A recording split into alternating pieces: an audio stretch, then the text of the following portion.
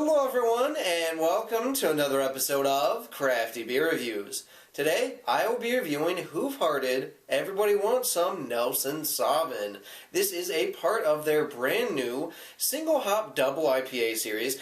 And if you couldn't guess from the name, yes indeed, they are using Nelson Sauvin hops exclusively in this one. Now, for those of you that know me, and for those of you that have been watching my channel, you know that Nelson is one of my absolute favorite hop varieties of all time. So, really looking forward to checking this one out with you guys. At time of recording, this is 3 weeks old. Now, I went to the canning release, I got this fresh, but I decided to let it sit for a little while. I've noticed with the past couple of Hoof-Hearted releases that they almost, the beer the day of and even the week of just kind of taste a little bit too bitter, too yeasty. It almost is like they're just releasing these a little bit too young. So I'm letting them develop in the can just a little while, but yeah, excited to check this one out. Let's go ahead and check out the aroma. Oh man, yeah, that's nice. Up front, lots and lots of this white grape note. Yeah, white grape, white wine, which is a really big characteristic of Nelson. I'm definitely getting a decent bit of grapefruit in here too. Yeah, it's almost like grapefruit zest, grapefruit peel, just lots and lots of kind of bittersweet grapefruits. I almost get a little bit of like a tangerine kind of sweetness in there. But again, the main thing that I get is definitely a lot of that just really big white grape, white wine, followed by an intense kind of grapefruit smell. Yeah, it almost smells like grapefruit juice, just really, really intense. Smells great. Let's go ahead, take our first sip.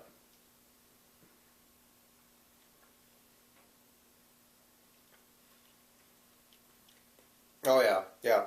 Up front, lots and lots of grapefruit. And it's crazy too because it's like the grapefruit zest, it's like the grapefruit juice, the grapefruit peel, just insane how much grapefruit this is.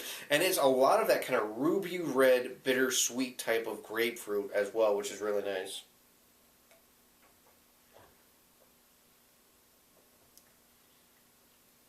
Second sip, I'm picking up more of that kind of white grape note.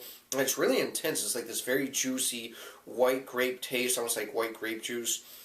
I'm definitely getting a lot of that white wine characteristic too, but again, first and foremost on the taste really is all about just this big bittersweet grapefruit. It is absolutely crazy too. It almost tastes like they juiced grapefruit right into your glass. I mean, that's how intense the grapefruit note in this beer is, and there's just tons and tons of that white grape note too.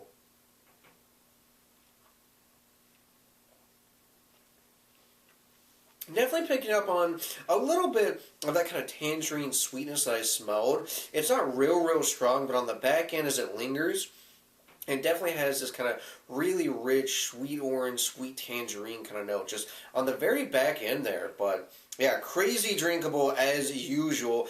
I don't know how these guys hide the alcohol so well, but 8%. Don't feel it, don't smell it, don't taste it, nothing.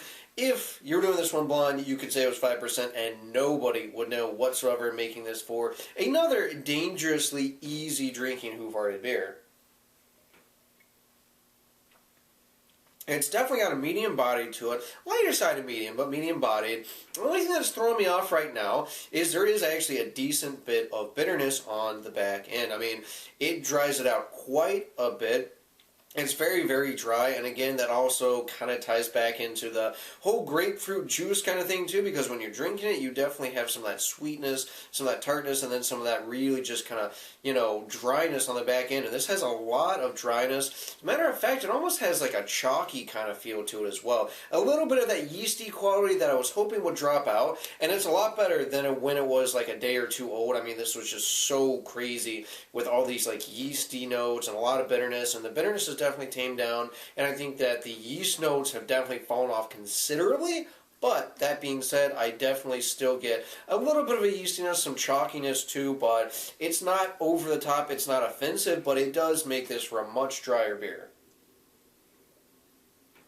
Yeah, Intense on the grapefruit, intense again on that white grape, white wine character of Nelson. Just a really easy drinking beer. Lots of great character. In terms of rating, guys, I'm going with a 9.1 out of 10.